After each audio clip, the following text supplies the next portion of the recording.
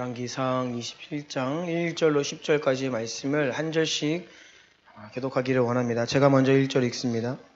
그 후에 이 일이 있으니라. 이스라엘 사람 나봇에게 이스라엘에 포도원이 있어 사마리아의 왕 아합의 왕궁에서 가깝더니 아합이 나봇에게 말하여 이르되 내 포도원이 내 왕궁 곁에 가까이 있으니 내게 주어 채소밭을 삼게 하라.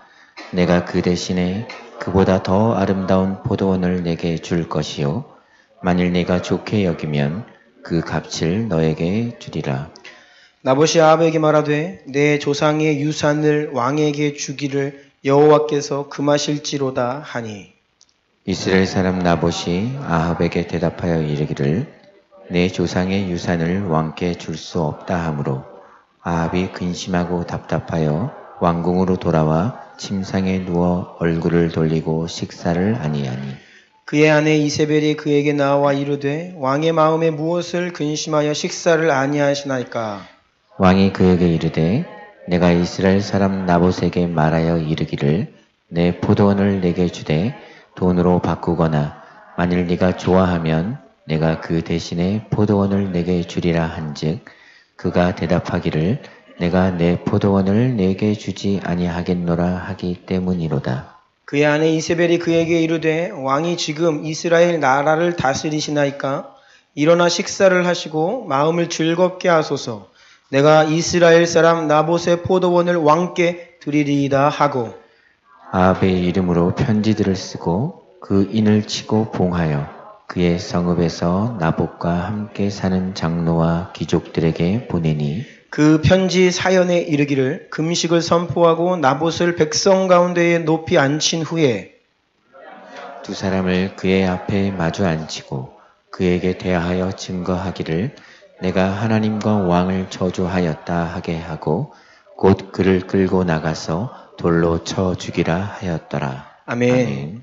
한 본문 더 봅니다. 레위기 25장입니다. 구약성경 185페이지에 있습니다. 레위기 25장 8절로 12절까지의 말씀 교독합니다. 너는 7 안식년을 계수할지니 이는 7년이 7번인즉 안식년 7번 동안 곧 49년이라. 7째 달 열흘날은 속죄일이니 너는 뿔나팔 소리를 내되 전국에서 뿔나팔을 크게 불지며 너희는 50년째 해를 거룩하게 하여 그 땅에 있는 모든 주민을 위하여 자유를 공포하라. 이 해는 너희에게 희년이니 너희는 각각 자기의 소유지로 돌아가며 각각 자기의 가족에게로 돌아갈지며 그 50년째 해는 너희의 희년이니 너희는 파종하지 말며 스스로 난 것을 거두지 말며 가꾸지 아니한 포도를 거두지 말라. 함께 읽습니다. 이는 희년이니 너희에게 거룩함이니라. 너희는 밭의 소출을 먹으리라. 아멘. 아멘. 기도 한 번 더 드리겠습니다.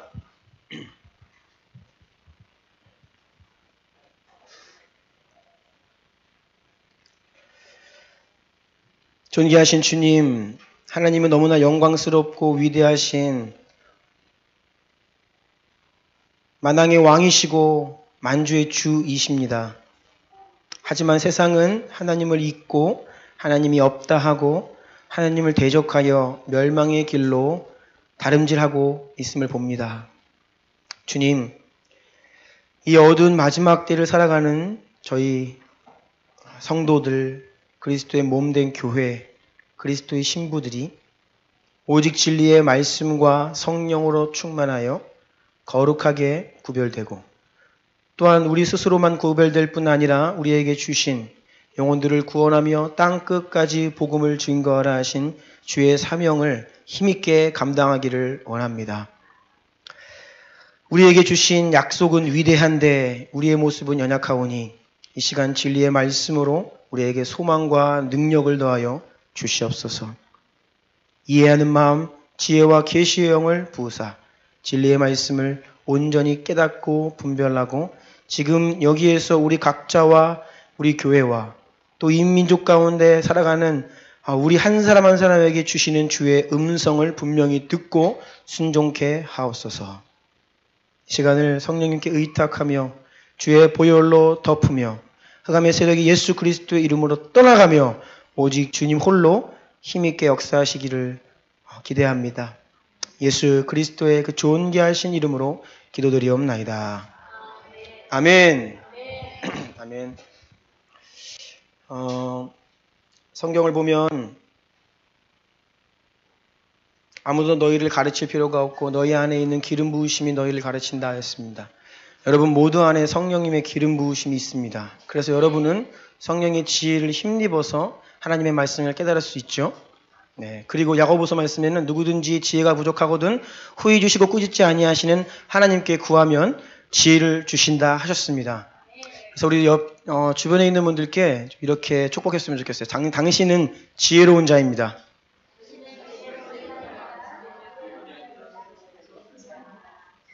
축복해 주세요. 네, 당신은 지혜로운 자입니다. 네. 우리 안에 성령님이 지혜로 함께 하시고 우리가 지혜를 구할 때 지혜를 주시기 때문에 여러분 모두는 이미 지혜로운 자입니다.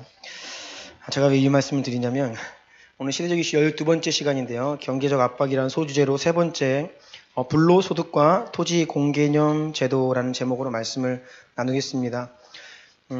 토지 공개념이라는 말이 문재인 정부가 들어서면서 자주 언론에 등장하고 있죠.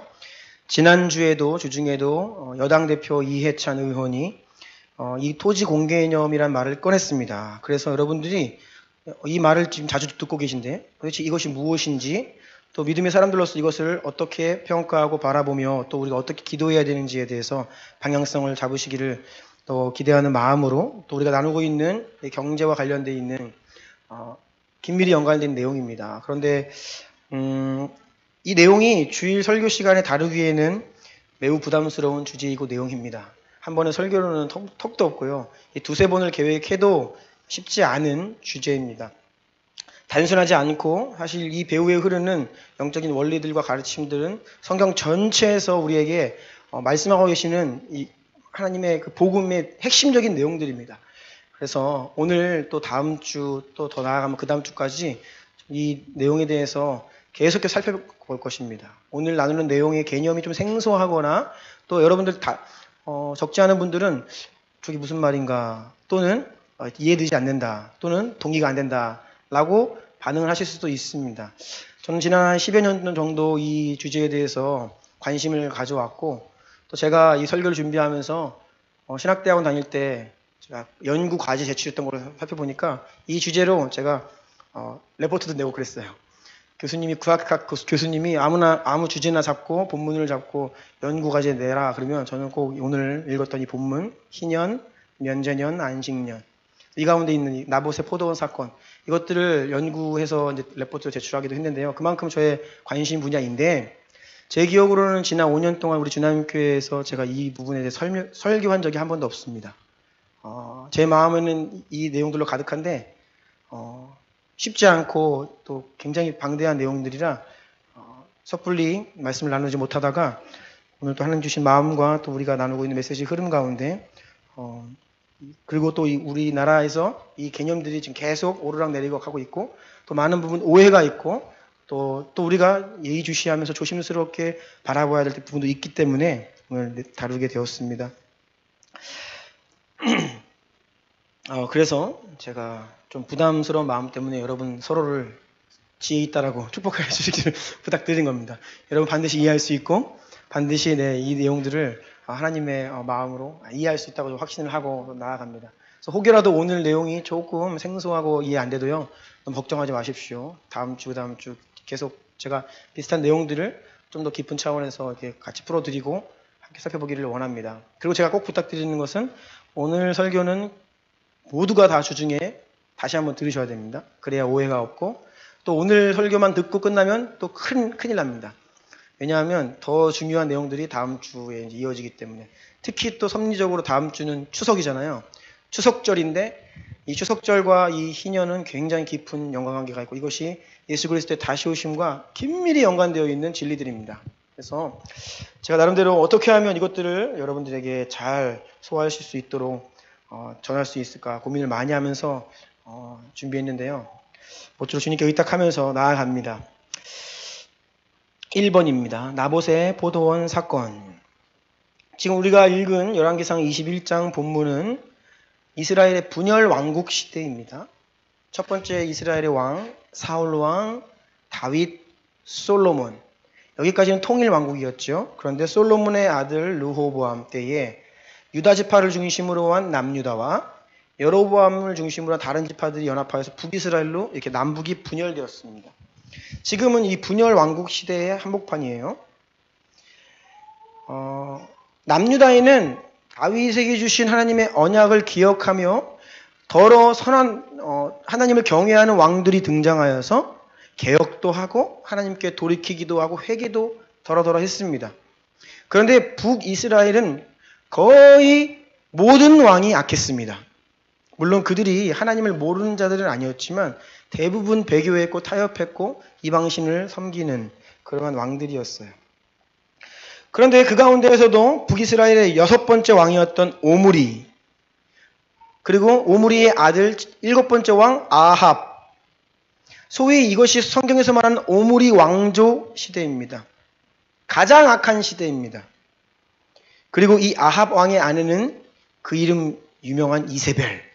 이세벨이란 이름은 요한계시록까지 등장하죠. 요한계시록 2장에 두아디아 교회를 향해 예수님께서 책망하실 때 너희 가운데 자칭 선지자라 하는 이세벨이 음행하게 하고 우상의 제물을 먹게 하고 타락시켰다 라고 하면서 책망을 하시는데, 거기서 등장하는 이세벨은 이름이 이세벨이 아니라 교회 안의 성도들을 범죄하게 하고 주를 떠나게 만드는 거짓 선지자를 일컬어 이세벨이라고 하는 거예요. 그러니까 그 이세벨이 얼마나 극악무도한 영향력을 끼쳤는지를 우리가 알 수 있는 대목인데요. 이 아하방 시대입니다. 당시 북이스라엘은 경제, 군사적으로 전성기를 누리고 있었습니다. 하지만 영적으로 보자면 가장 타락한 시대로 접어들고 있었어요. 계속된 전쟁에서 승리를 거두고 있는데요. 전쟁에서 승리하니까 안정되지요, 평화로워지지요, 부유해집니다, 나라가. 그래서 이 아하방이 자기 궁궐을 보다 아름답게 꾸미려고 확장, 증축 계획을 세우게 됩니다. 이 아하방의 그 궁궐은 상하궁이라고 일컬어질 만큼 굉장히 호화스러웠던 것으로 추측되는데요. 더 크게 궁궐을 확장하려 하는 겁니다. 아합은 자신의 궁궐 근처에 포도원을 가지고 있었던 나봇이라고 하는 사람에게 그 땅을 팔 것을 요구합니다. 왕이 이스라엘 한 농부에게 이야기하는 거예요. 만약에 네 포도원을 나에게 주면 내가 그 너의 포도원에 내 궁궐을 확장할 건데 이게 좋은 땅이기 때문에 훨씬 시세보다 좋은 값으로 갚아주겠다. 아니면 더 훨씬 좋은 땅을 주겠다. 딜을 하는 거죠. 그런데 나봇이 이런 아합의 제안을 거절합니다. 그리고 그 악한 왕후 이세벨의 계략으로 아합은 무고하게 죽임을 당하고 그 나봇은 죽임을 당하고 나봇의 포도원이 그냥 빼앗기게 되는 그런 사건이 바로 오늘 본문 내용입니다. 전체를 다 보지 못했습니다. 열왕기상 21장 2절 말씀 읽어주시겠어요? 아합이 나봇에게 말하여 이르되 내 포도원이 내 왕궁 곁에 가까이 있으니 내게 주어 채소밭을 삼게 하라. 내가 그 대신에 그보다 더 아름다운 포도원을 내게 줄 것이요 만일 내가 좋게 여기면 그 값을 너의 돈으로 너에게 주리라. 아멘. 채소밭을 삼게 하겠다라고 하는데, 이 채소밭이란 우리 이 개역개정 성경은 원어를 그대로 직역하는 경향을 가지고 있습니다. 그래서 본래 이 채소밭이라고 번역된 원어를 보면 채소라는 단어는요, 푸른 잎사귀를 가진 이런 식물을 총칭하는 단어입니다. 그런데 주로 채소라는 단어로 많이 번역이 되기 때문에 채소라고 번역했지만 본래는 그냥 푸르른 식물을 전체를 이야기하는 거고요. 밭이라고 번역된 단어도 정원, 뜰로도 번역될 수 있는 단어예요. 그러니까 뭐 한 국가의 왕이 뭐 텃밭 일구겠다고 달라는 거 아니잖아요. 그렇죠? 자신의 아름다운 호화스러운 정원을 꾸미고 싶은데 그 나봇의 포도원이 너무 탐스러운 겁니다. 그래서 주면 훨씬 좋은 값으로 갚아주겠다라고 제안을 하는 것입니다. 여러분, 나봇의 제안을 생각해 보십시오. 오늘날로 말하자면 나봇은 재개발로 대박이 난 겁니다. 그것도 왕의 정원이 들어서기에 걸맞는 최적의 땅으로 평가받았어요. 자기 땅이. 그러면 땅값이 치솟고 국가로부터 좋은 보상을 받아서 더 큰 땅을 소유하거나 아니면 큰 돈을 챙길 수 있는 기회를 얻은 셈입니다. 그런데 나봇은 이 아합 왕의 그 제안을 거절합니다. 팔지 않고 죽임을 당하고 억울하게 그 땅을 통째로 빼앗기게 됩니다. 왜일까요? 나봇이 왜 그것을 거절했을까요? 열왕기상 21장 3절 읽어주세요.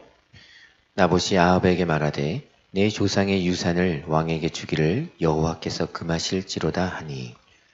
조상으로부터 물려받은 그 땅을 왕에게 주는 것을 하나님께서 금하셨다라고 이야기를 합니다. 이것은 우리가 오늘 읽은 레위기 25장 본문에서 이야기하고 있는 내용인데요.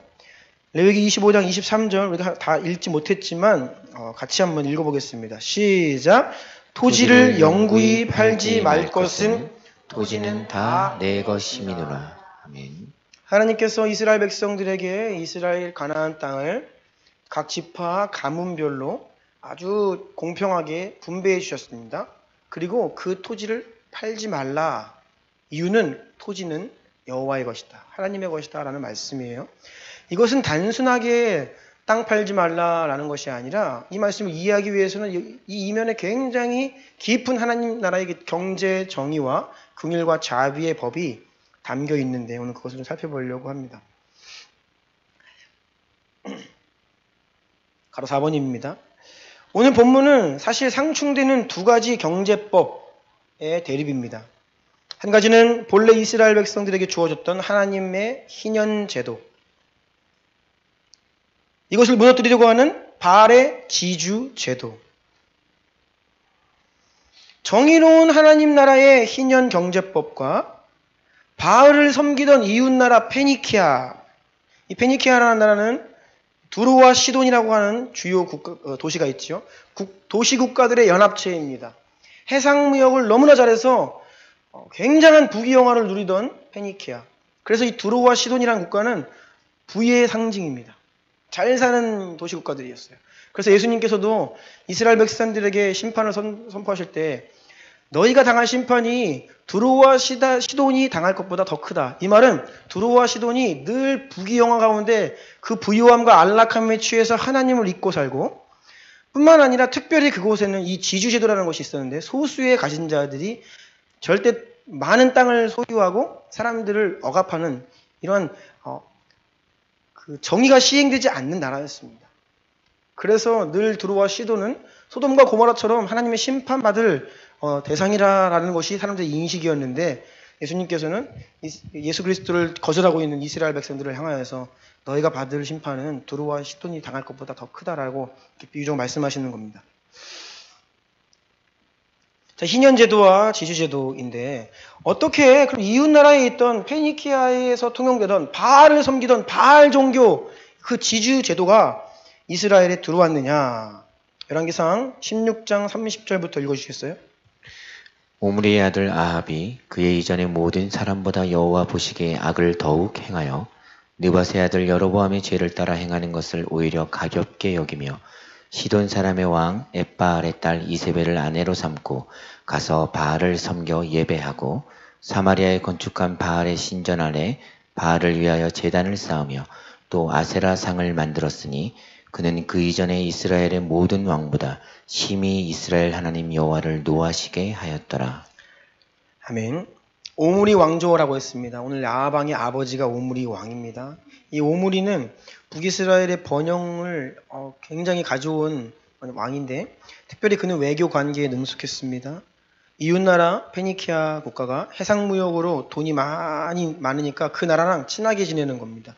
그래서 페니키아와 협력 관계를 맺으며 정략 결혼을 하는데 페니키아 시돈 왕 엣바알의 딸 이세벨을 자신의 아들 아합에게 며느리로 맞이하는 거예요. 그러니까 이 두 국가가 완전 정치적 경제적으로 이제 유착되는 것입니다. 그런데 이 이세벨의 아버지 이름이 엣바알입니다. 엣바알. 문자 그대로 하면 엣은 누구누구 곁에라는 뜻입니다. 바알 옆에 있는 자. 이름이 아예 엣바알이에요. 바알의 친구. 바알의 곁에 있는 자. 그래서 본래 이 엣바알은 바알 신전에서 산당에서 예배를 주도하던 제사장입니다. 근데 그가 시돈의 왕이 된 거예요. 그의 딸 이세벨이 이스라엘의 왕궁으로 들어온 겁니다. 그냥 들어왔겠어요? 종교, 그 나라의 법 다 가지고 들어오는 거예요. 본래 이스라엘은 하나님의 법에 하나님을 경외함으로 순종하는 나라였습니다. 나봇이 그래서 하나님께서 금하셨기 때문에 왕의 이 요청도 거절하잖아요.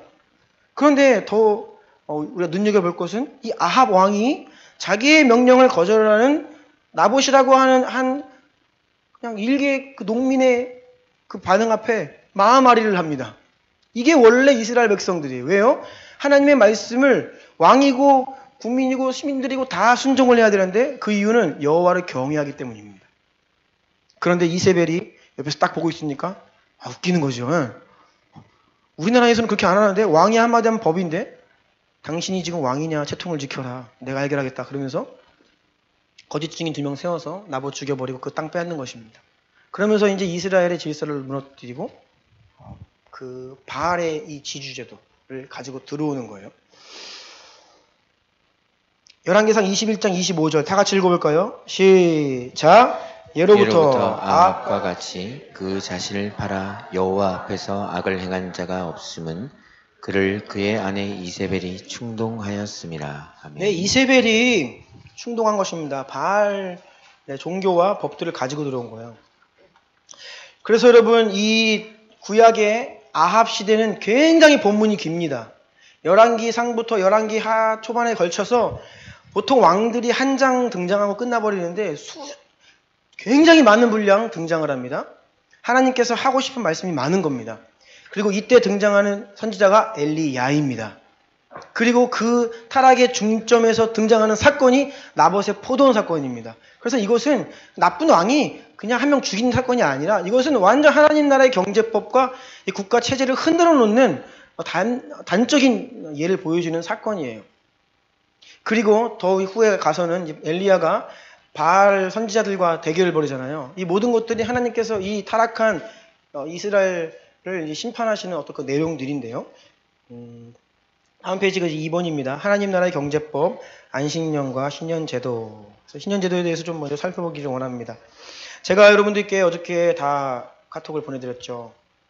레위기 25장과 열왕기상 21장을 좀 많이 여러 차례 읽으시고 묵상해 오시면 도움이 많이 될 것이다 라고 말씀드렸는데 읽어오셨죠?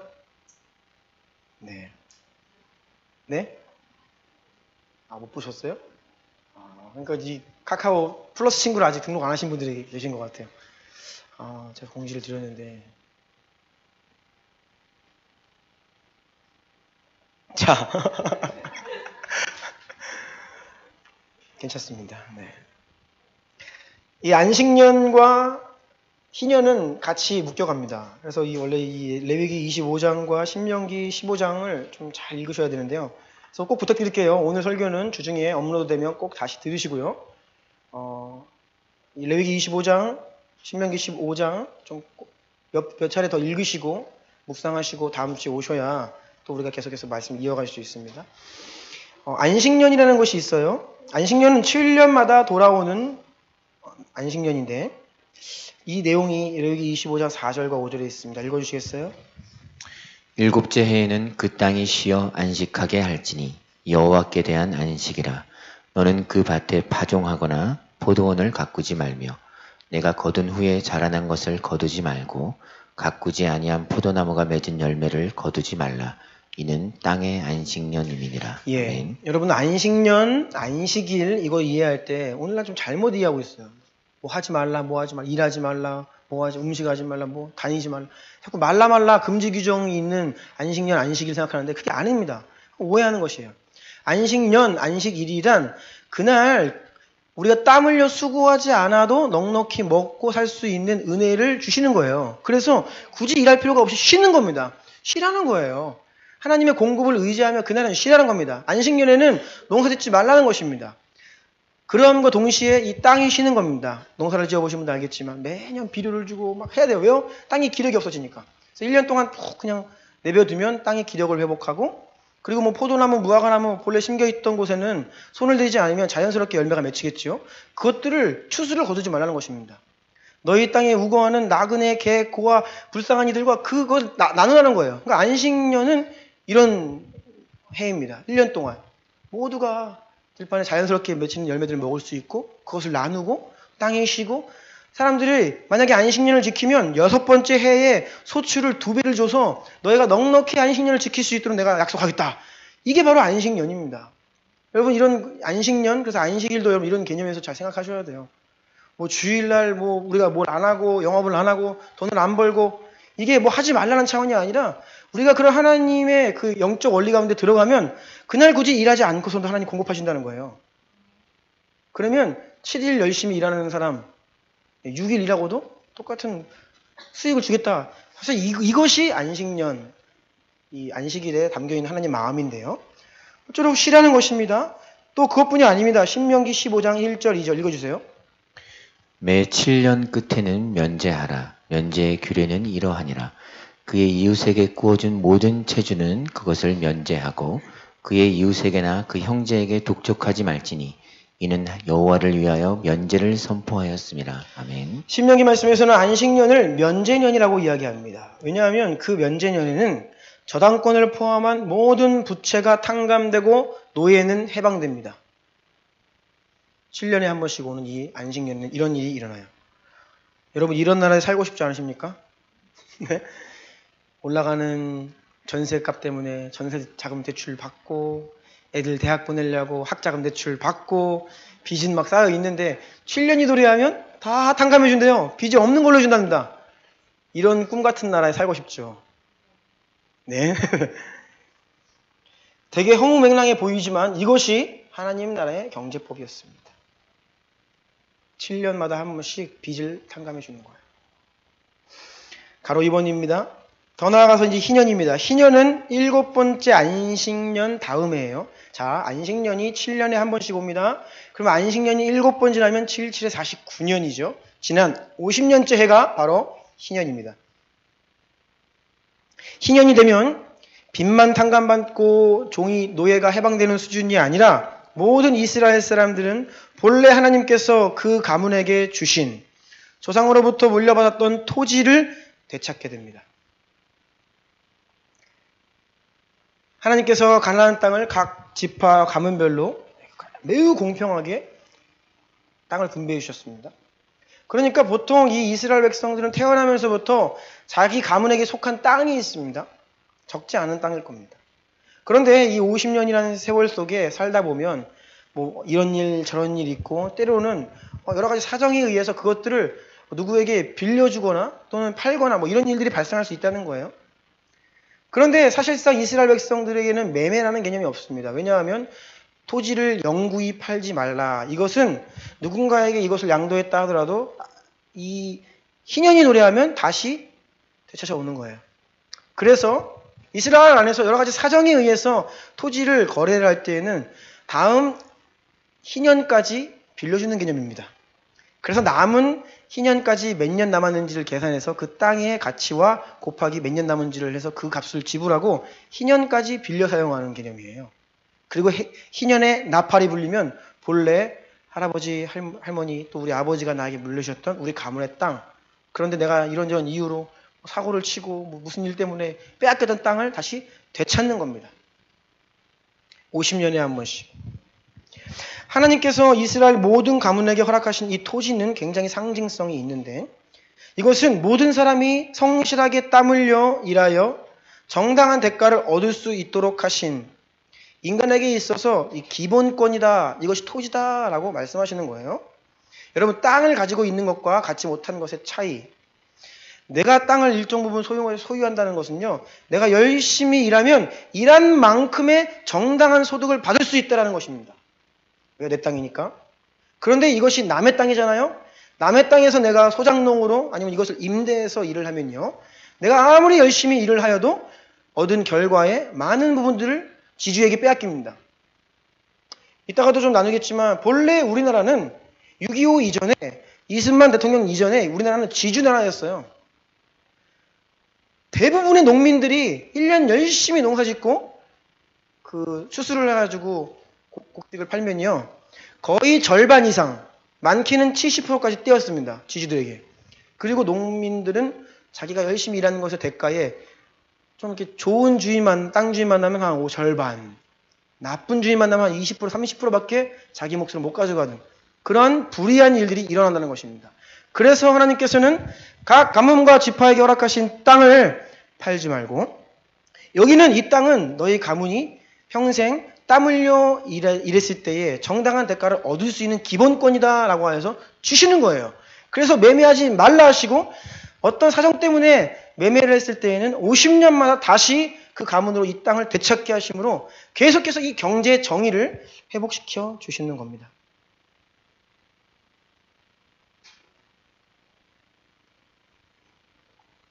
레위기 25장 18, 19절 읽어주시겠어요?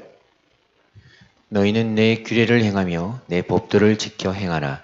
그리하면 너희가 그 땅에 안전하게 거주할 것이라. 땅은 그것의 열매를 내리니 너희가 배불리 먹고 거기 안전하게 거주하리라. 아멘. 그래서 하나님께서는 이렇게 위대한 안식년이라고 하는, 면제년이라고 하는 경제법과 희년이라고 하는 법을 주시고, 너희가 만약에 나를 경외함으로 이 법들을 잘 지키면 너희 나라가 안전하고 풍요롭고 배부르게 살 것이다. 안정되고 풍요롭고 잘 사는 나라가 될 것이다 라고 약속하신 겁니다. 가로 3번입니다. 이와 같이 안식년과 희년을 통해 시행되는 하나님의 정의로운 경제법은 대토지를 축적하는 일이 원천적으로 불가능하도록 제도화되어 있죠. 아무리 땅을 많이 소유하라고 가지려고 해도 어차피 그것은 기한이 있는 것이고, 아무리 많이 가져도 희년이 도래하면 본래 주인에게 돌아가야 됩니다. 그러니까 누구도 땅 욕심을 부리지 않고 본래 자신에게 주어진 땅, 그 안에서 땀 흘려 일하며 살아갈 수 있도록 하신 겁니다. 동시에 단순하게 가난한 자들을 구제하는 것뿐 아니라 사회의 구조적인 문제로 인한 가난, 가난의 대물림, 이런 것들로부터 벗어날 수 있도록 하는 정의와 자비의 제도였습니다. 여러분, 가난이 대물림됩니다. 우리나라는 더욱더 그렇게 가고 있습니다. 출발부터가 다르죠. 결혼하면서 가진 부모님을 가지고 계시면 집을 하나 딱 내 집 장만해서 시작한다? 출발부터가 다릅니다. 그렇지 않은 집들은 평생 맞벌이해도 집 한 채 장만하기가 힘든 것이죠. 그래서 어쩔 수 없게 이 구조적인 가난이 대물림되는 현상들이, 이게 불의한 일들인데, 하나님 나라의 경제법은 안식년과 희년은 이것이 구조적인 해결책인 거예요. 더군다나 레위기 25장 36절 38절을 읽어주시겠습니까?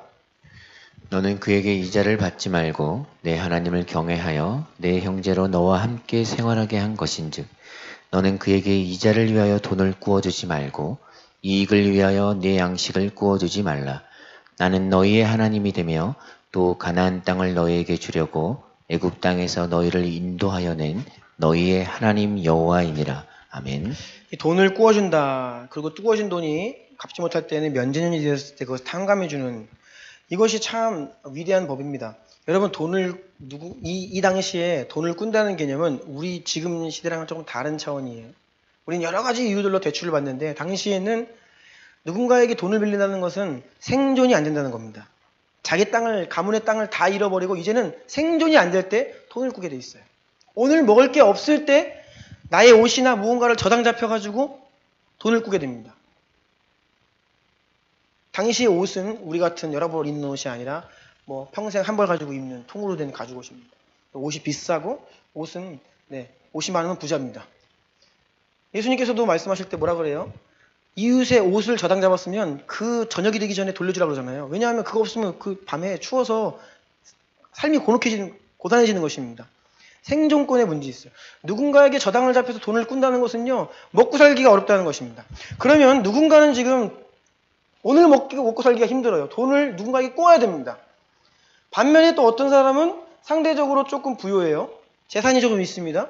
그러면 꿔줄 수 있는 잉여 재산이 있어요. 이러할 때 가진 자는 없는 자에게 돈을 꿔주는데 인색하게 하지 말라는 겁니다. 그리고 만약에 돈을 꿔줬을 때에는 그가 정말로 먹고 살기가 어렵기 때문에 돈을 꾼 거잖아요. 이자놀이 하지 말라 그거예요. 이자 받지 말라. 그냥 꿔주고 갚을 수 있도록 하고, 그것 또한 안식년이 올 때까지 못 갚으면 얼마나 힘들면 못 갚겠어요. 그렇죠? 그러면 탕감해줘라. 그래서 이 부가 계속해서 어느 한 특정 그룹이나 사람들에게 커져가는 것보다는 잉여 재산이 있을 때에는 구워주고, 그래서 도움을 받고 계속 그것도 면제해주고, 이렇게 땅과 재정이 계속해서 무언가 가난한 자들에게 흘러가고 이 균형을 맞출 수 있도록 법적으로 하나님이 제도화 시켜놓으신 거죠. 신명기 말씀을 돌아가서 한번 읽어보십시오. 재미있습니다. 이런 일이 발생할 거 아니에요. 여러분이 만약에 돈 많은 사람입니다. 그런데 이웃 중에서 누가 돈이 없어서 돈 꺼달라 그래요. 또 많이 꺼달라 그럽니다. 그런데 저한테 그렇게 많이 꺼줄 수 있는 돈의 여력이 있는 건 사실이에요. 그런데 계산을 딱 해보니까 내년이 면제년이에요. 내년이 안식년이에요? 그럼 이거 잘못 꼬시면 이제 올해가 지금 벌써 9월인데 3개월 내에 돌려받지 못하면 내년에는 그 빚 탕감해줘야 돼요. 그럼 그 어마어마한 돈을 꺼주고선 이자도 못 받고 원금도 날리게 생겼거든요. 그럼 이 부자가 머리를 쓰는 겁니다. 이런저런 이유 돼가지고 안 돼. 근데 마음속에서는 내년이 면제년이다. 아마 면제년을 앞둔 마지막 해에는 사람들이 굉장히 인색해졌을 겁니다. 이러한 때를 가정하여서 하나님 말씀하시는 거예요. 만약 그런 상황 가운데 가난한 자가 먹고 살 게 없어서 부자에게 돈을 꺼달라 요청하는데 내년이 안식년이라 하여 부한 자가 가난한 자에게 돈을 꺼주지 않으면 그 가난한 자가 집에 돌아가 고통하며 먹을 게 없어서 나에게 여호와 하나님께 울부짖어 기도할 것이다. 그러면 나 여호와가 그 가난한 자의 부르짖음을 듣고 너 꺼주지 않냐 너 불의한 부자를 심판할 것이다. 그러니까 하나님을 두려워하는 마음으로 이것들을 순종하라는 겁니다. 여러분, 우리가 지난주에도 재정의 청지기에 대해서 나누고 있습니다. 우리에게 잉여 재산이 있고 내가 좀 넉넉하다? 내 것이 아니에요. 하나님은 청지기의 사명을 주신 겁니다. 누군가에게 그것이 흘려보내지도록, 하나님 나라를 위해 무언가 쓰여지도록 그런 성격이 있다는 것이에요. 그런데 마음을 인색하게 먹으면 하나님이 개입하셔서 책망하시고 심판하실 것이다. 그러니까 사실 이 안식년과 희년의 법이 역사할 수 있는 이유는 그 민족 가운데 하나님을 향한 두려워하는 마음입니다. 이거 상실되면 이 법 끝나는 거예요. 그런데 이 이세벨이라고 하는 여인이 들어와가지고 나라 다 해집어놓고 사람 죽이고 빼앗고 매매하지 말라 그랬다. 그러니까 이런 시대에는 희년이 와도 희년이 선포되지 않는 것입니다. 여러분, 다음 주 제가 좀 더 나눌 말씀인데 왜 이스라엘 백성들이 예수님께 열광했는지 아십니까? 예수님께서 여호와께서 나에게 기름을 부으사 은혜의 해를 선포하게 하심이라. 이게 희년이에요. 예수님이 자신을 메시아로 말씀하시면서 내가 희년을 선포하러 왔다 하시는 겁니다. 그러면 당시에 오랜 시간 동안 희년이 선포되어 있지 않고 원래는 내 땅인데 돌려받아야 되는데 못 받고 있는 땅, 면제년에 탕감받아야 될 그 빚 늘어가가지고 고통당하고 있는 수많은 백성들이 예수님이 곧 희년을 선포하신다는 거예요. 그러면 우리 가문에게 소망이 생기는 거죠. 더 이상 우리 가난하지 않아도 돼. 내 빚이 탕감될 거야. 우리 땅 되찾을 거야. 그 마음으로 예수님께 열광한 것입니다.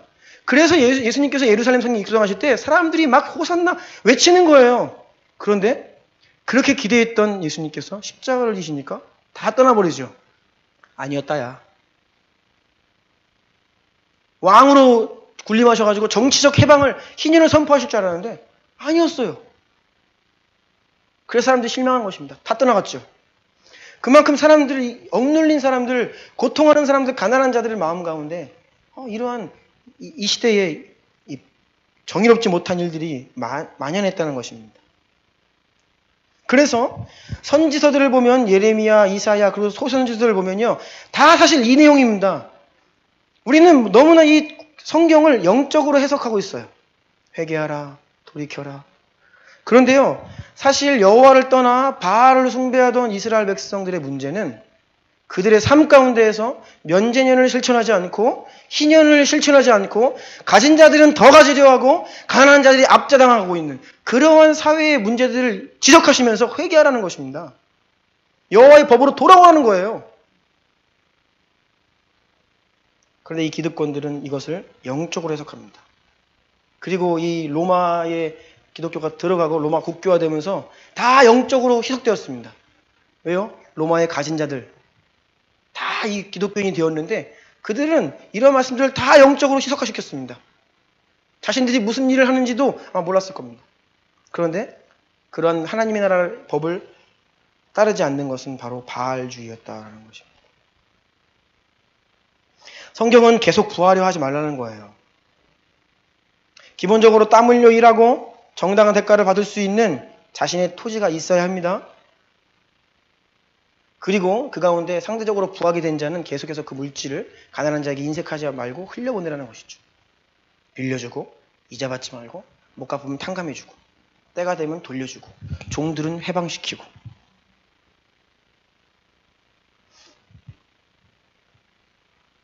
그렇게 하나님의 규례를 법도를 지켜 행하면 풍요로운 나라, 안정된 나라를 약속하셨는데요.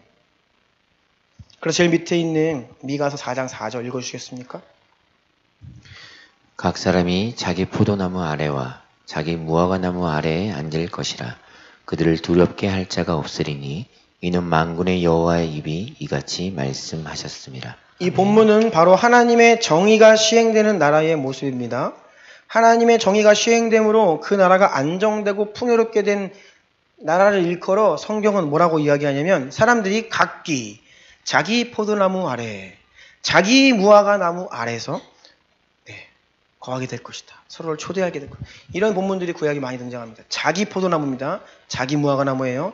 우리 가문에게 주신 내 땅에서 내 포도나무를 가꾸며 그 소출을 먹으며 사는 남의 포도나무가 아니에요.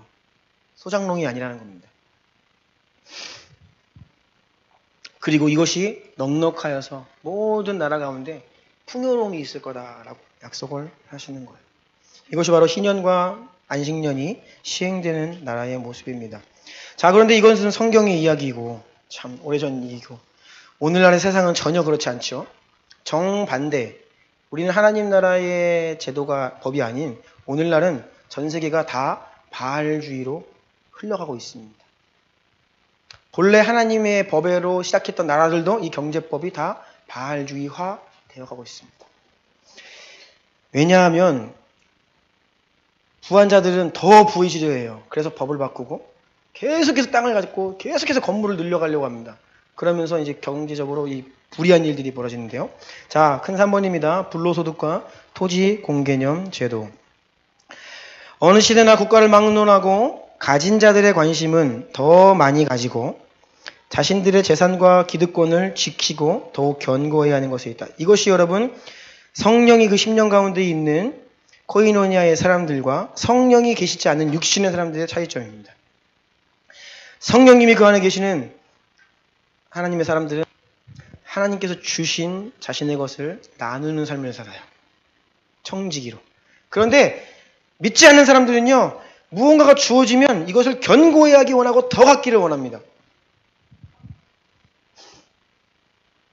왜 사람들이 더 많은 땅과 건물과 재산을 갖기 원하느냐? 말씀드렸죠? 보다 적게 일하고 보다 많은 수입을 올리기 위해서입니다. 제 기억으로는 불과 그렇게 오래전이 아닙니다. 여러분, 우리나라 국민들이 이렇게 해외를 여권 발급받아서 해외를 자유롭게 나가게 된 게 불과 반세기가 뭐예요. 얼마 되지도 않았습니다.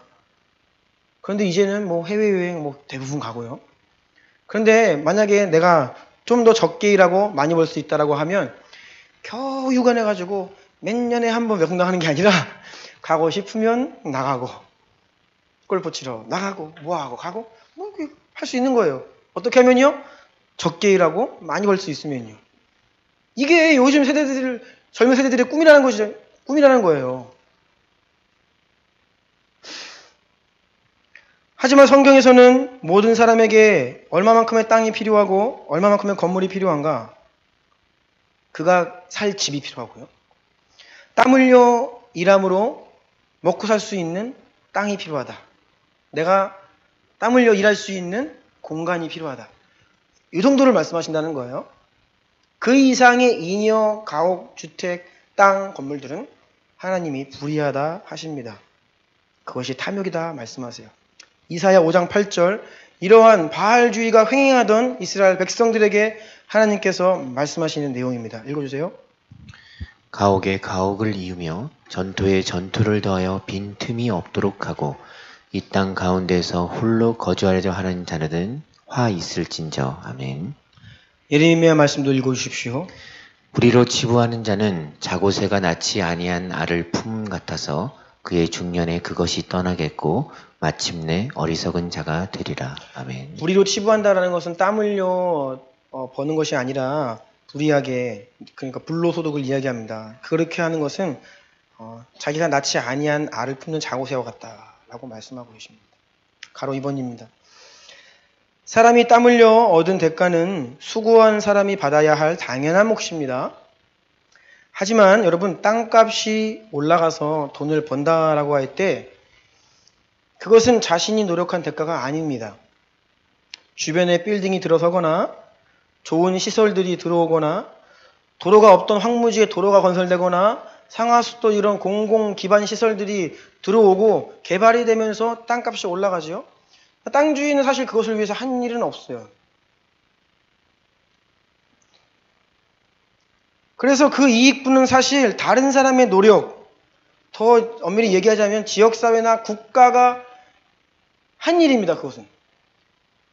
그래서 그 이익은 본래 국가에게로 돌아가야 하는 것이지 개인에게로 돌아가면 안 되는 것입니다. 왜요? 그 개인의 노력의 대가가 아니기 때문이에요. 이러한 의미에서 부동산 투기나 부동산 투기는 정부가 창출해낸 그 땅의 효용 가치를 개인이 취하는 것이라고 볼 수 있습니다. 우리나라가 이 부동산 문제가 심각했죠. 지금도 마찬가지고. 그런데 땅을 샀는데 땅값이 올라서 많이 돈을 벌었다는 것이 강단 위에서 간증이 되어지고, 저는 그런 교회 목사님들의 말씀도 많이 들었습니다. 교회가 땅을 샀는데 하나님께서 복 주셔가지고. 저는 이런 우리나라의 이런 근대화의 섭리 가운데에서 그런 하나님께서 허락하실 수 있다고 봅니다. 그런데 자신들의 노력이 아닌 주어진 이익에 대해서는 공공성의 책임이 들어가는 것입니다. 단순히 그것이 나의 이익이 아니라 이것이 결국은 나의 노력의 대가가 아니기 때문에 이것은 무언가 코인원이화 되어져야 될 성격의 이익이라는 것이에요. 그런데 믿음이 없는 사람들은 당연히 이건 개념이 없고요. 교회 안에서조차 이런 이야기들이 없다라는 것이죠. 가로 3번입니다. 부동산 투기는 땅값을 상승시켜 무주택자가 늘어나게 합니다. 그래서 누군가가 소유하고 있는 땅인데 비어 있어요. 놀고 있습니다. 그런 땅들이 많습니다. 하지만 정작 내가 살 곳이 필요하고 집을 짓거나 또는 사업을 위해서 땅이 필요한 사람들이 땅을 구하려고 하면 땅이 너무 비싸요. 땅값이. 그래서 살 엄두를 못 내고 있는 분들이 많이 계시죠. 이렇듯 현대사회는 이 지주가 땅 부자들이 많은 땅을 소유하고 많은 건물을 임대해서 그 임대료를 받음으로 상당하게 불로소득을 올리고 있습니다. 이것이 현대판 바알 제도입니다. 오늘날 우리나라에서도 통용되고 있는 이 법들은 사실 하나님 나라의 희년법이라기보다는 바알주의에 가까운 법입니다. 제가 최근 통계는 찾지 못했습니다. 5년 전 통계이지만 제가 그 추이를 보니까 크게 지금과 다르지는 않습니다. 5년 전 통계입니다. 대한민국 인구의 상위 1%가 국토의 55%를 소유하고 있습니다. 대한민국 상위 5%의 인구가 국토의 80%를 소유하고 있습니다. 상위 10%가 97%의 토지를 소유하고 있습니다. 우리나라는 이런 나라가 되었습니다. 법인이 소유하고 있는 토지를 보면 더 심각합니다. 상위 1%의 법인이 전체 법인이 소유하고 있는 토지의 75%를 소유해요. 1%의 법인이 75%의 토지를 소유합니다. 그래서 아무리 작게 잡아도 1년에 이 부동산 불로소득으로 인한 수입이 최소 300조. 우리나라 GDP 20%를 차지합니다. 어마어마한 것입니다. 네. 왜 아파트가 이렇게 많은데 집 없는 사람들이 많냐? 소수의 사람들이 어마어마한 주택을 소유하고 있습니다. 한 채, 두 채 말고요. 네. 집에 집을, 땅에 땅을, 그런 사람들 소수가, 제가 알기로는 우리 성도님들이랑은 전혀 관계없는 분들입니다. 그분들을 우리는 만날 수도 없고, 가까이 할 수도 없는, 그렇죠. 그분들이 우리랑 가까이 할 이유가 없습니다. 생활 반경이 전혀 겹치지가 않아요. 이런 분들은. 우리랑 다른 세계에 살고 계시기 때문에. 여러분 오해하지 마십시오. 성경은 분명히 내가 살 집이 필요하다고 하고요. 내가 땀 흘려 일할 수 있는 토지와 공간이 필요하다고 해요.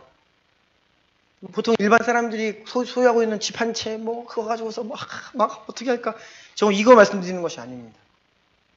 그런데 우리 마음 가운데 그렇게 불로소득하고 있는 것들을 부러워하는 마음들도 있고, 가능하다면 나도 땅 좀 갖고 건물 좀 가져서 좀 편안하게 자식들도 교육 좀 시키고 시집장가 좀 잘 보내고 나도 노후를 편안하게 살고 싶은 마음들이 다 있다는 것이죠. 그런 맥락에서 1%의 가진 자들과 대한민국 대부분의 국민들의 마음이 사실 별반 다르지 않다라는 것입니다.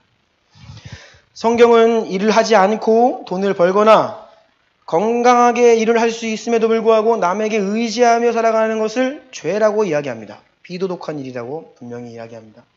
에베소서 4장 28절 다 같이 읽겠습니다. 시작. 도둑질을 하는 자는 다시 도둑질을 하지 말고 돌이켜 가난한 자에게 구제할 수 있도록 자기 손으로 수고하여 선한 일을 하라. 아멘. 데살로니가전서 4장 11절도 읽겠습니다. 시작. 또 너희에게 명한 것 같이 조용히 자기 일을 하고 너희 손으로 일하기를 힘쓰라. 아멘. 네, 부지런히 땀 흘려 수고하고 정당한 대가를 받아 살아갈 수 있다. 이것이 바로 하나님이 원하시는 경제 정의입니다. 가로 4번으로 갑니다. 그래서 이 토지 공개념이란 말이 지금 계속 등장하고 있는데, 토지 공개념이란 사람이 스스로의 노력에 의해 얻을 수 있는 것들은 철저히 개인의 소득입니다. 이건 사유제예요. 그런데 그렇지 않은 땅, 하늘, 바다, 인간이 만든 게 아니에요. 인간이 노동을 통해 만들어 놓은 게 아닙니다. 토지는, 땅은요. 주어진 것이죠. 세상 사람들은 그것이 자연으로부터 주어졌다고 하고, 우리는 하나님이 창조하셔서 우리에게 주신 것이라 말합니다. 이러한 것들은 공공의 성격을 갖는다라고 하는 이런 사상이 토지 공개념이에요. 토지라고 하는 것은 단순히 개인의 것이 아니라는 겁니다. 그래서 본래 이 토지를 인간이 소유할 수 있다는 개념은 인력사 가운데 문명권이 발달하면서 생겨난 개념들입니다. 잘 알다시피 북아메리카에 살던 인디언들, 원주민들은 땅의 소유에 대한 개념이 없었습니다. 그들은 그 드넓은 땅에서 그냥 신이 주신 축복, 누리고 사냥하고 거두고 이 땅은 내 거야 금고 놓고 사유화시키지 않았다는 거죠. 그런데 유럽 사람들이 북아메리카 신대륙으로 진출하면서 깃발 꺾고 내 거라고 하면서 이렇게 일이 시작되는 겁니다. 본래 사람들은요, 땅이라고 하는 것은 우리에게 소유다라는 개념이 아닙니다. 그리고 하나님께서도 이스라엘 백성들에게 땅을 주시면서 토지를 영구히 매매하지 말 것은 토지는 누구 것이다? 여호와의 것이다 라고 말씀하시는 거예요. 따라서 개인의 노력에 의한 산물은 철저히 개인의 소유임을 인정해야 됩니다.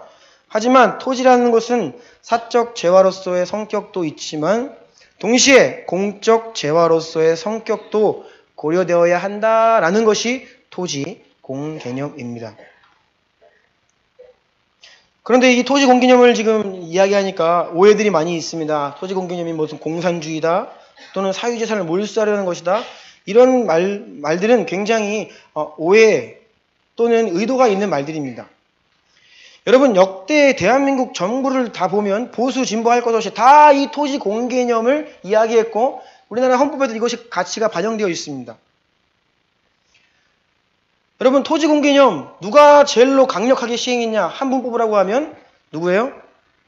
이승만 대통령입니다. 소위 지금 요즘에 토지 공개념 이야기가 나오니까 이것이 무슨 공산주의다라고 공격하고 있는 진영에서 국부로 추앙하고 있는 이 이승만 대통령이 이 토지 공개념을 가장 힘있게 하신 분이에요. 근데 이런 진보 진영에서는 이것을 너무 평가절하합니다.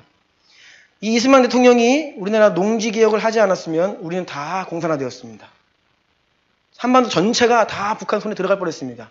그런데 6.25가 발발하기 얼마 전에 이승만 대통령께서 이 특단의 조치를 내려서 농지개혁을 실시하는데 그 전까지 우리나라는 완전 지주의 나라였습니다. 소수의 사람들이 거대한 땅을 소유하고 대부분의 이 농민들은 소작농이었어요. 빠지게 일을 해도 소득의 절반도 못 가져가는 그런 나라였습니다. 그때 이승만 대통령이 이 농지개혁을 실시해서 유상몰수, 유상분배.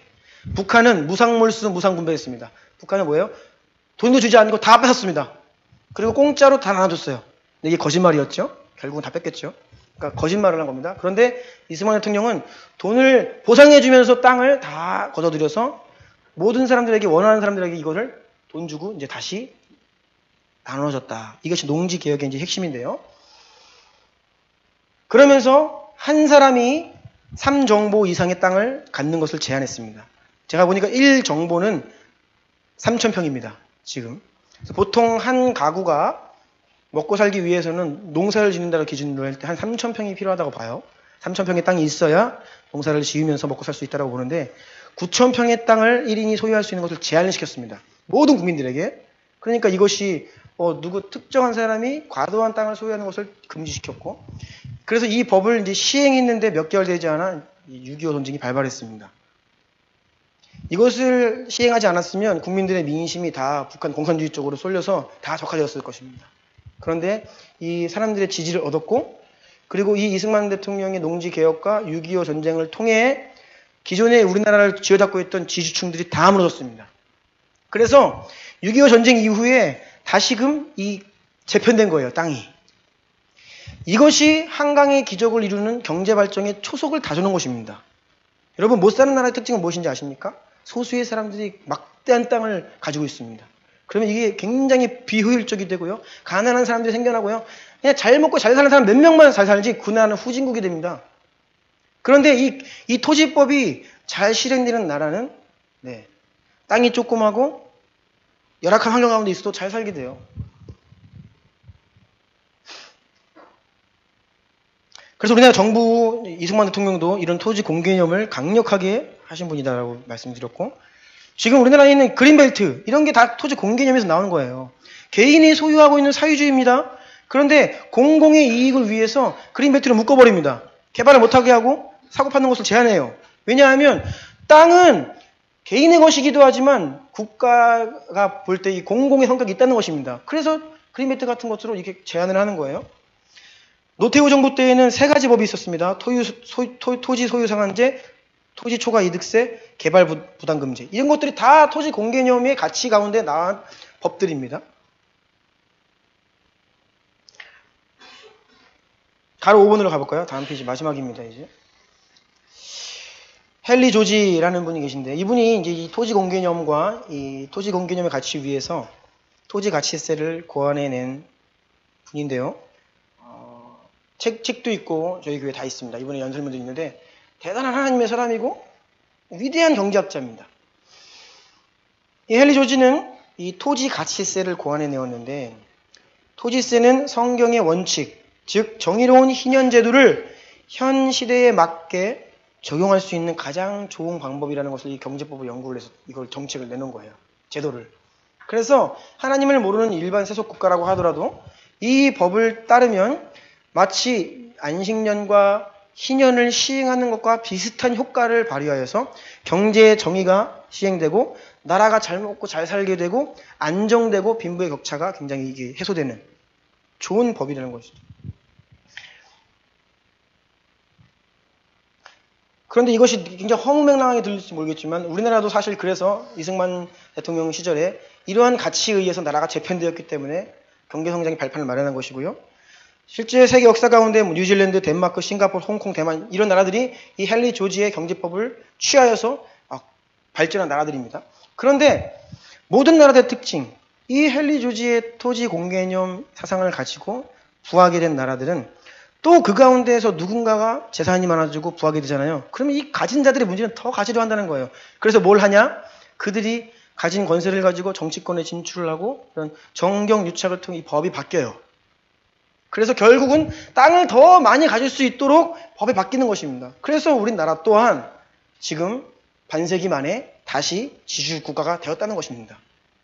상위 10%가 97%의 땅을 소유하고 있는 나라가 된 것이에요. 그동안에 우리가 알고 모르게 법이 바뀌는 겁니다. 국민들은 잘 모르죠.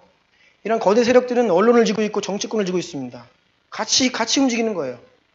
그래서 토지 공개념이라는 말이 나오면요, 공격을 합니다. 이것이 공산주의고, 나라의 사람들의 재산을 다 몰수할 것이고, 전혀 그런 것과는 거리가 먼 가치예요. 자, 그러면 이 몇 가지만 살펴보고 오늘은 마무리를 하려고 하는데요. A 보겠습니다. 헨리 조지가 말한 이 토지 공개념, 이 토지 가치세는 무슨 내용인가? A 읽어주시겠어요? 토지에 대한 가치는 지역사회 자체가 그 가치를 높여준 역할을 했기에 높은 토지 가치세를 통해 지역사회로 환수해야 한다. 예, 어떤 땅값이 폭등을 했다. 그러면 그 폭등한 이유는 땅 주인이 뭘 잘하서가 아니라 주변의 공공시설 같은 개발로 인해 얻어진 수익이기 때문에 그 토지의 가치가 올라가면 토지 가치세를 좀 높게 잡아서 그것들을 계속해서 이렇게 환수하는 어떤 그런 성격의 조세 정책을 말하는 것입니다. B 읽어주세요. 가옥을 제외하고 생계 유지에 필요한 땅, 시골에서는 1에서 3,000평, 도시에서는 10평 정도보다도 더 많은 토지를 소유한 자에게 그 땅에 대한 높은 토지세를 거두면 부동산 투기는 사라질 것이다. 네, 가옥을 제외하고 생계 유지를 위해 필요한 사업장을 운영하든지 아니면 농사를 짓기 위해 필요한 최소한의 그 땅 이외의 잉여 소유분에 대해서는 높은 토지세를 물리는 겁니다. 그러면 사실상 내가 땀 흘려 일을 하는 그 공간에 대해서는 면제를 받지만 투자 목적으로 또는 이런 여러 가지 이유들로 많은 땅을 소유하고 있다는 것은 그 높은 토지세로 인해 갖는 것이 부담이 돼요. 그러니까 그것을 자연스럽게 갖지 않으려고 하는, 그래서 매물들이 나오고 땅값이 안정된다는 어떤 그런 차원의 메커니즘을 설명하고 있는 것입니다. C입니다. 자, 읽을게요. 이것은 중산층, 농부, 제조업자, 소상공인에게는 매우 기쁜 소식입니다. 하지만 토지와 건물을 많이 소유한 자들에게는 날벼락 같은 일입니다. 한국이 경제적으로 어려움을 겪는 이유는 생산활동의 세금 부담이 많은 반면에 지주들에게는 그렇지 않다는 겁니다. 오히려 생산활동에 대해서는 세금을 매겨서는 안 됩니다. 왜요? 본인이 노력해서 얻은 수익이기 때문입니다. 그러니까 소득세 이런 게 아니라 이 땅에 대해서 세금을 물려야 된다는 것입니다.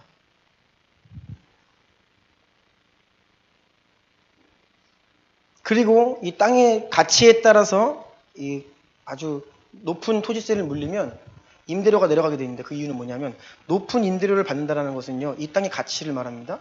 임대료가 높을수록 그 땅의 가치가 높은 거죠. 그러면 내가 많은 임대료를 받는다는 것은 내 땅의 가치가 이만큼 높아요 라는 의미예요. 그러면 그만큼 과도한 토지세를 내야 됩니다. 그래서 이것들이 적정 수준에서 이제 균형을 맞추게 된다는 거예요. 높은 임대료가 이제 내려갈 수 있고요. 또 그 땅을 소유하는 것 자체가 부담을 느끼기 때문에 잉여 토지에 대한 소유를 포기하는 일이 벌어지고, 정말로 땅을 누가 소유하냐? 일할 사람들이, 사업을 할 사람들이, 공장을 돌릴 사람들이, 정말로 그 땅이 필요한 사람들이 그 땅을 적정하게 매입을 해서 사업을 하고 노동을 할 수 있다는 것이죠. D입니다. 따라서 토지 가치세가 잘 실시되면 비어있는 땅과 노는 땅이 줄어들고 전반적인 토지 가격이 안정적인 수준으로 하락하게 되며 제조업의 생산 원가와 사업 비용이 낮아지며 국가 경쟁력이 높아진다. 네. 이러한 메커니즘에 의해서 나라가 경제적으로 부흥하게 되어 있다는 것입니다. 자, 그런데 이제 조금 지금 이 이야기를 잠시 나누겠습니다. 문재인 정부가 이 토지 공개념 제도를 들고 나왔습니다. 그래서 저는 이 헨리 조지가 이야기하는 토지 공개념 제도와 토지 가치세를 오래전부터 관심을 가지고 왔기 때문에 굉장히 이 토지 공개념 자체에 대해서는 저는 좋다라고 이제 보는 입장이지만, 제가 지금 계속 이 시대적 이슈를 다루면서 말씀드린 것처럼 이 문재인 정부는 진보적인 색채를 띠고 있는데 그게 인본주의적이에요. 그 가운데 하나님이 안 계시다는 겁니다. 그리고 이러한 인본주의적인 진보 정부가 앞으로 이제 가는 방향성은 불법을 합법화시키고 합법을 불법화시킨다. 그렇죠? 우리 믿음이 불법화되고 그러한 맥락 가운데 있다는 것을 늘 보면서 예의주시하는 것입니다. 노무현 정부 시절에 이 토지 공개념 제도를 가지고 가치를 가지고 종합부동산세를 시행했습니다. 그러면 이것이 토지 공개념이라고 하는 좋은 가치를 통해 이제 좋은 법이 나와서 이것이 잘 역사를 해야 되는데 어떻게 했어요? 땅값이 폭등하고 집값이 폭등했다는 거예요. 이것이 사실상 이게 현실 세계에서 이것을 추진하려고 할 때 역부족이라는 겁니다. 이것을 저항하는 세력들이 만만치 않아요. 그래서 본래의 취지와는 다르게 더 힘들어질 수 있는 가능성도 있고요. 그래서 조금 우리가 예의주시해야 되고, 뭐 토지 공개념이라고 우리가 그 면밀히 좀 따져봐야 될 것들이 있다는 것입니다. 그래서 이 정부가 이것을 얼마나 힘있게 이걸 추진하고 그 목적을 달성하여서 그 본래 취재하던 것들을 이룰 수 있는가에 대해서는 우리가 좀 조심스럽게 살펴봐야 된다는 거예요. 또 다른 이유가 있는데 E입니다. 알파벳 E. 토지가치세의 또 다른 이름은 사실 단일 텍스, 단일 조세입니다. 헨리 조지가 이야기한 것은 한 국가에 이런저런 명목의 모든 세금을 다 없애라는 거예요. 토지세만으로 이 어마어마한 세금을 충당할 수 있다는 겁니다. 그러니까 단일 가치세를 이야기한 거예요. 헨리 조지는. 오직 토지가치세만을 가지고 정부는 수입원을 잡고 하는 거고, 우리가 지금 내고 있는 많은 뭐 부가가치세, 소득세, 재산세 이거 많이 있잖아요. 그거 다 없애고 이 토지가치세로 전환을 해야 된다는 게 바로 헨리 조지의 말입니다. 그런데 이 토지 공개념이라고 이야기하면서 이 정책을 위반할 때에 기존에 있던 많은 세금에 대한 법들을 그대로 두고 이게 추가되는 개념으로 들어오면 이 본래 헨리 조지가 이야기했던 것과는 좀 거리가 있을 수 있다는 거예요. 국민들이 느끼기에는 본래 내던 것들을 내지 않고 정말로 가진 사람들이 많이 내서 이걸 상쇄시켜서 이런 방향으로 가야 되는데 갑자기 이 서울 집값이 막 떴잖아요. 그러니까 이 토지 공개념 이런 가치 가운데 이제 그 재산세 뭐 9억 기준에서 6억으로 내리고 이러한 이 미봉책 같은 대책들은 사실 토지 공개념이 아니라는 겁니다. 엄밀한 의미에서는. 그래서 이 헨리 조지의 토지 공개념을 한국 교회에 소개하고 지난 모든 정권의 모든 대통령들에게 서한을 보내고 정치인들에게 이것들을 해야 된다고 이야기했던 이 대청도 신부님께서 말씀하시는 것은 단일 텍스로 가야 된다. 토지 가치세로. 그리고 헨리 조지는 단일 텍스만으로도 국가가 충분히 재정 운용할 수 있다. 그러니까 지금 얼마나 많은 재정들이 사실상 정의롭게 거둬지지 않고 다른 루트를 통해 들어오고 있냐는 것이죠. 그러니까 이것이 불이하다는 것이에요. 이것이 불이다. 제도적으로 이것이 가진 자들의 더 가옥의 가옥을 전토의 전토를 이어가고자 하는 그들 마음 때문에 법들이 그렇게 다 끼워 맞춰져 있다는 것입니다. 그러니까 이 토지 공개념 얘기만 나와도 이 보수 언론들이나 또는 사람들이 잘 모르는데 이게 뭐 공산주의니 뭐냐 하면서 막 그냥 그래서 여러분들도 사실 이 개념이 뭔지 잘 모르시고 또 그렇다고 하니까 이제 그런지 아시고 이제 그럴 수 있다는 것입니다. 그래서 이것을 좀 예의주시하시기를 부탁드리고요. F입니다. 또한 세금의 전액은 토지에 대해서 징수되어야 하며 인간 자신의 노동력에 의해 이루어진 활용분, 즉 가옥 빌딩 등에 대해서는 징수되지 말아야 할 것이다. 그러니까 이런 부분에서 좀 디테일하게 보면 차이가 있는 거예요. 건물에 대해서는 텍스를 매기지 말자는 겁니다. 높은 건물은요, 높은 건물이 세워진 이유는 그 땅의 가치가 높기 때문이에요. 그러니까 땅에 대한 세금만으로도 충분히 가능하다는 것입니다. 그 위에 인간의 노력으로 세워진 건축물, 공장 이런 것에 대해서 손대지 말라는 것입니다. 이것이 헨리 조지가 이야기했던 토지가치세라는 것이에요. 그래서 이런 부분에서 우리는 경기 전문가가 아니기 때문에 모든 것들을 우리가 다 이렇게 면밀하게 판단을 할 수는 없더라도 이 전반적인 이해를 가지고 시대를 좀 바라보아야 하고요. 단순히 토지 공개념, 공산주의다, 사회주의에서 몰수하는 거다라고 해서 반대를 하면 큰 역풍을 맞습니다. 왜요? 그것이 본질이 아니기 때문이에요. 여러분, 하나님께서는 분명히 말씀하셨습니다. 토지를 영구히 매매하지 말 것은 토지는 여호와의 것이다 했죠. 하나님의 백성들이 이 말씀에 순종하지 않고 이 안식년과 희년의 정의로운 방법이 아닌 바알의 지주법을 따라갈 때에 혁명이 일어나요. 그래서 이슬람 혁명이 일어났습니다. 이슬람 혁명이 어떻게 일어났어요? 땅은 알라의 것이답니다. 땅을 빼앗기고 억압받은 사람들이요, 결국은 그들을 압제하던 이들이 누구냐? 로마 가톨릭이었습니다. 유럽에서 건너온 사람들이 지주가 돼가지고 자기들을 압제했어요. 그때 이슬람 이 종교 혁명이 일어났는데 땅은 원래 알라의 것이다. 내가 너희들 땅 쳐주겠다. 민심이 글로 쏠려가지고 그것들이 역사하는 것입니다. 공산주의도 마찬가지예요. 다 그런 형태입니다. 경제의 불이함 때문에 상처받고 신호하는 수많은 사람들의 마음들이 글로 쏠려가는 겁니다. 그래서 이러한 부분들이 우리 가운데 회복되어야 할 경제 영역에서 특별히 불이한 오늘날의 모습들이라는 겁니다. 자, 이제 말씀 마무리하겠습니다. 미가서 6장 8절 읽겠습니다. 시작. 사람아, 주께서 선한 것이 무엇임을 내게 보이셨나니 여호와께서 내게 구하시는 것은 오직 정의를 행하며 인자를 사랑하며 겸손하게 내 하나님과 함께 행하는 것이 아니냐.